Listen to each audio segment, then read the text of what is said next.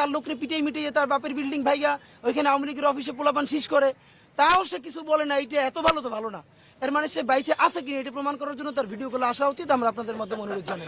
এই জন্য হলো তার রাজনীতি আর নাই আসলে। তো এই জন্য বাকি যারা ছোট আওয়ামী লীগ আছে এরা এখন হাত পা ধুইয়া তবা কইরা বিচারের মুখোমুখি হইয়া তারপরে তারা ছেলে নতুন রাজনীতি করতে পারে। কিন্তু আওয়ামী লীগ গণ কেস এটার আজকে প্রমাণ সন্ধ্যা পর্যন্ত হবে। তারা 1100 কোটি টাকা বাজেট করে এরপরেও যদি তারা প্রকাশ্য দিবে, লোক আপনি ভাবেন এত কিছুর পরে বিএনপি জামাত তো প্রকাশ্যে মিছিল দিছে না? তো এইখানে একটা প্রকাশ্য মিছিল আসতে বলেন না আওয়ামী লীগ, এখানে না। আপনার মাধ্যমে বলতে চাই তারা সারা ঢাকার যে কোনো জায়গায় প্রকাশ্যে মিছিল করবে।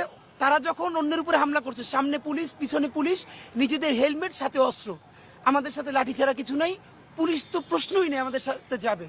আমরা জনতা তাদেরকে প্রতিরোধ করতে চাই, তারা সৎসাহস নিয়ে পারলে দাঁড়ায়। যদি পারে তাহলে তাদের রাজনীতি থাকবে, না থাকলে মুসলিম লীগের যে পরিণতি হয়েছে তাও তো এখনো মুসলিম লীগ বলার কেউ আছে।